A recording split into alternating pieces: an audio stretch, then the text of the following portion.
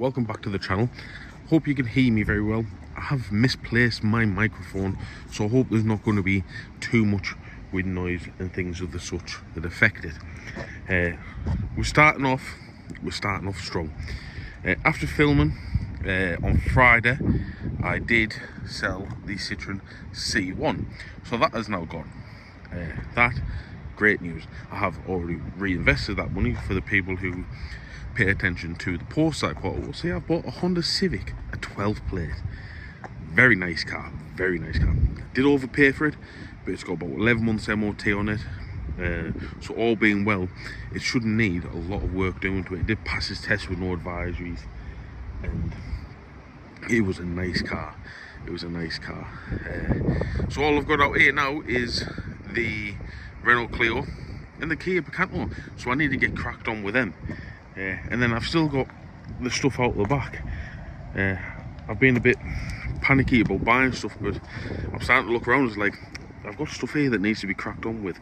I have also, I don't know whether I mentioned last week or not, I've also purchased a Renault Clio, a 900cc one. Once a time and chain was cheap enough to justify that. And it's got full history. I don't know how a time and chain's gone when the car's got full history. That is just, maybe it just goes to show that they are just poor quality chains. But I have already been making movements on finding out how much that's going to cost to rectify, and you know, I've got it at a price that kind of reflects that, shall we say. But other than that, you know, we're just plodding on, getting stuff prepped. At the moment, I've got the i30 back. It's got an issue with the reversing lights I need to have a look at. What else have I got? The 207, that needs sussing out as well. And then the Focus, I've just dropped that off yesterday because today is actually Tuesday. What else? I've got the little Ibiza that needs to just get put back together and given a quick with the over and putting that up for sale. And then I've got the Picanto to make movements on as well. So plenty doing, and I'm still casting my eye out to try and get some more and updates as well on the C4. I was at Wilson's yesterday and I mentioned the C4 to them because I've had it. It would be 2 weeks tomorrow. It still hasn't been entered in a sale, and they said, look, we'll get it in the next available sale, so it's in Wednesday. I'm contemplating whether to go down because, as I said, I am still looking for stuff. I seem to be spending my life at Wilson's at the minute. It's great to go down there, get more of a touchy-feely basis with the cars and know what you're buying and what you're not. But it takes a lot of time out of the day. By the time I'm done there and I get back here, it's 2 o'clock. The day is practically gone. So we'll just see. We'll just keep on plodding on with it and see how it gets on, because BCA at the minute it's shocking. It's shocking. Prices are high everywhere, but BCA just seems to be really, really high for what you're getting. And also, there's not a great deal of quality there at the minute. I'm trying to be a bit more picky with what I am buying. So we'll just see how things get on there as well, because I'm a bit like, I've been stung a couple of times with BCA recently, and I'm a bit cautious about it, shall we say. But I'm not writing them off just yet. Are you a DIY mechanic? Are you just a mechanic in general? Or do you work in car sales? Well, you'll want to check out this little device here. This is the King Bolan E-Diag. All this is a little dongle that plugs into the OBD2 port, and you can connect to through your phone to get all your OBD capabilities, from DPF regens to coding of injectors and other things of the such. This is a very, very capable machine, and I do highly recommend that you get one. It has transformed how I've gone about car buying. Rather than carrying around all the big clumsy computers and things like that with all the wires and things like that, this is absolutely transformed. It just fits in your pocket. It even comes in this nice sturdy little carry case, and it is very, very good, and also very affordable as well. And if you check the link down below, you will find a link to an AliExpress where if you use the code CARSALES10, which is only active until the 31st of August, you can save yourself even more money on this incredible little device. Just put the Ibiza up for sale, £400. Cheap as chips, that, isn't it? Cheaper than a hire car at least. So MOT till the 28th of December. I'd hate to think of what it actually costs to hire a car to the 28th of December, if you include the costs of insurance and everything like that. It'd probably be a day do, but that'll do for somebody. It'll get somebody to work, it'll get them working, it'll do whatever. It's just a bit of a lifeline for some people sometimes, things like that. It's always nice to do, isn't it? This is the little Clio 900cc I've been buying. I don't know whether I've mentioned it or not that I was buying it, but I've bought it. Wants a timing chain on it. That's actually already in the works to be getting done. I've ordered the timing chain kit. A day do, because it's probably going to want, I've been told it's probably going to want its Vero cams doing, which isn't ideal, but hey ho, what will be will be. But yeah, that's all getting sorted, hopefully very quickly, because it needs to be done quickly.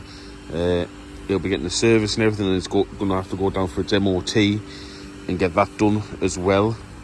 I need these cars to get turned around a little bit quicker. That's what I'm aiming for.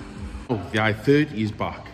That has had a new coil spring on it, and I've sorted out the reverse light. That's what I've sorted out. I was going to say the wipers. I don't know why I was going to say that. But that isn't far off being done now. I just need to service. I'm going to service myself to save a few of them pound coins.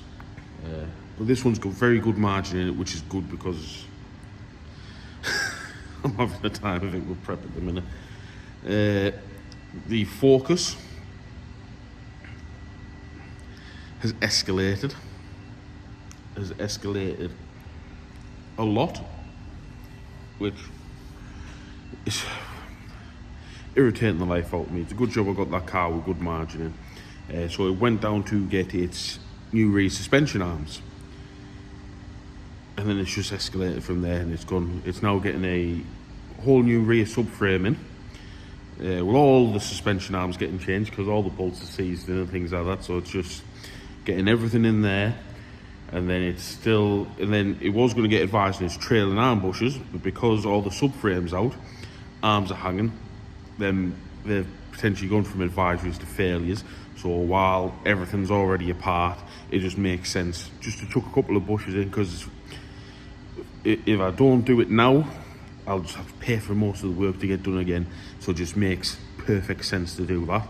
And then it's got the top mount to sort out as well, its handbrake, and the service, and then it hasn't even been in for MOT yet because I wanted to get it MOT. I wanted to get the work done first because it looks bad when things fail on like corroded arms and things like that. So I wanted to get that work done before I went to that next step, because in my opinion it doesn't really want a great deal else. But we'll just see. If the rate things are going, it wouldn't surprise me if it fails on a list of things again, and it just keeps on ruining my mood.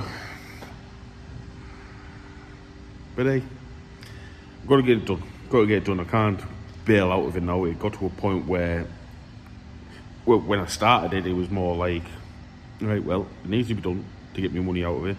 And then it got to a point where it was like, we're already down the rabbit hole. Meet as well while we're there, yeah? And then get the job done right. It's going to be a great car for somebody. There's no doubt in that. Is there going to be a profit in it? Really doubt it. Really doubt it. Even if there is a profit, it's not going to be worth mentioning, shall we say. But I've just got to keep plodding on. I'm trying to think and look around as to what I've got to do. I need to make some movements on getting this valeted. That'll be a good way to go. I've done the Ibiza I've got the Picanto sorted out, that's out the front. I've actually not even opened up my shutters because I've got 2 cars out there. I've got the Clio, the black one, and then my Picanto, which isn't even ready, so I've technically only got 1 car on sale at the minute. Because it's just going mental, it's kind of, you're taking 1 step forward and kind of taking 2 steps back in a sense, because I've now sold lots of stuff. I need to get stuff ready so I can sell it. But the problem is I can't be in 4 different places at once. That's the issue. One of the issues you have when you're working by yourself majority of the times. So it's Friday. What a week it has been. I've just got problem after problem after problem, and that's the problem you do have with car sales, is you're forever chasing your tail. But there's progress being made still, but you in car sales you always are chasing your tail. You know, you're selling good cars and you're getting other cars in, and then them cars have problems, so you just you're forever, you're never 1 step ahead in this game, as I have come to find out. And if you sat there thinking, well, I'm 1 step ahead, bet you're wrong. I bet you're wrong, because that 1 step will take you around the corner and you'll just get punched in the face by a problem. So anyway, I thought I'd sit down and have a little conversation with you about the situation and what's happening.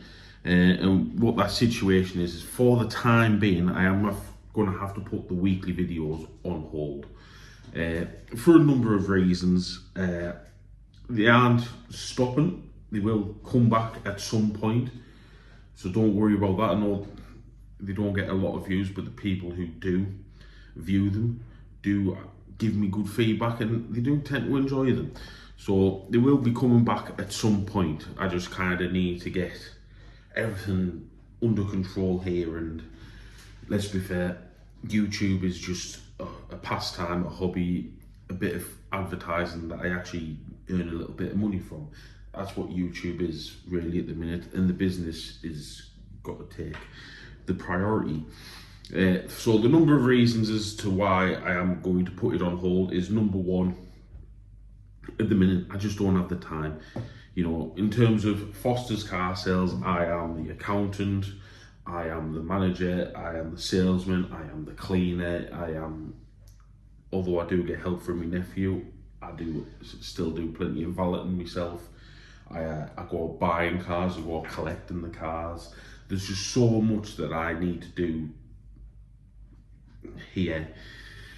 And you know, on top of filming, like lately, when I first started doing the weeklies, I was like, right, let's get this videoed and things like that, and I just don't have time for that at the minute. So that's one reason. Number 2, the views. My weeklies, especially the last couple, have not done well at all. And I know the way the YouTube analytics work is, if you're putting regular videos out and they're getting lots of views, they push you even more. But if you're putting regular videos out and they're not getting viewed that well or not getting good responses, they kind of hold you back a bit. So I want to kind of just take my foot off the gas a little bit. Maybe people are just getting a little bit bored, because sometimes, you know, it can be the same thing on repeat. And one thing that a lot of YouTubers, I've just watched the Dealer Pod, the Joe Betty was on the episode 40, I think it was, and he touched on it, is YouTube wants everything to be doom and gloom. I know there's a lot of people that do watch my videos that want me to do well, things like that, fantastic, but to get people to click, yeah, you've got to be losing a load of money, your life's in ruins, you're closing your business down. In terms of getting people to actually initially engage, it's all doom and gloom, and that's basically what a lot of like media platforms are like, even on TikTok and things like that. If you're having a good time, nobody wants to know. People only want to know that your life's about to come to an end and you're losing your mind. So that's just the way it is.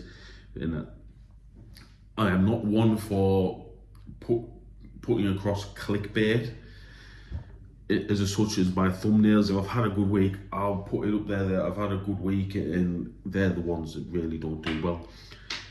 My favourite episode, can't remember which number it was, but it was the one with the smart car. I've watched that.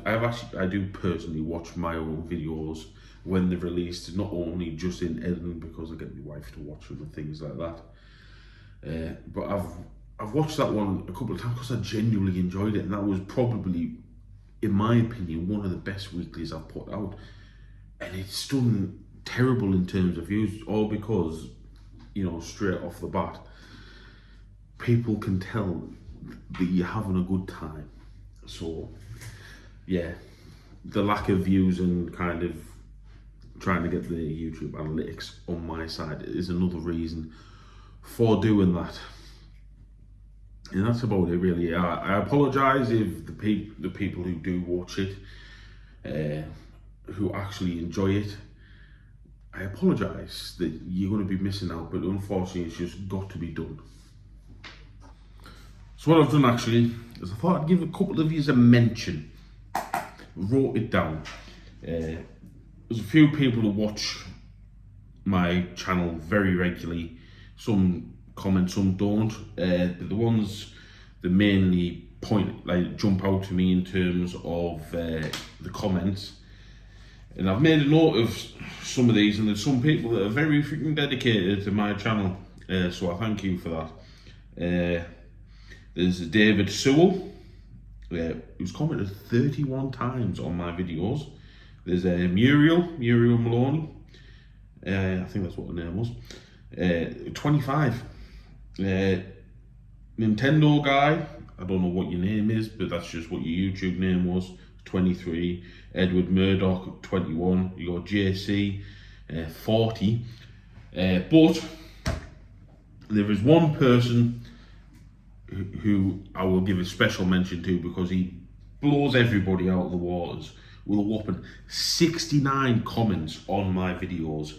He's probably my number one subscriber, if I'm being honest with you. He's the only one who's actually got a thing that says he's top commenter. So with 69, it's my friend Trevor. So I look forward to speaking to you in the comments, Trevor. He comments on every video, just about every video, every post, everything. So I just really appreciate that as well. And I apologise if you were hoping for a mention, but I just kind of did it quickly as to find who's who and what. And there's a good few people who comment quite regular, but these were the ones that stand out to me more than anything, especially JC and Trevor. They comment all the time, and I have plenty of conversations with them in the comment section. But yeah, unfortunately, Trevor absolutely pipshes. But I thank you very much, all yous, for your support, especially Trevor as well. It's a shame that we have to put the weekly on hold. It's something I enjoy doing. It's never really been fantastic in terms of views unless my week has been miserable as sin. But I'll pick it up at some point once I kind of just get things under control. There will still be videos coming out, so don't worry about that. I'll try and get a couple of videos out a month, just to kind of if I buy something that's quite interesting, I might do a video on that red Clio that I've bought. We'll just wait and see. And there's other stuff. I'm buying cars all the time. I can maybe chuck a video out if there's something a little bit interesting or something like that. But it is what it is. But at the moment, it's just got to be done, unfortunately. But as always, thank you so much for watching. All the usual links will be in the description down below, and I will catch you on the next one.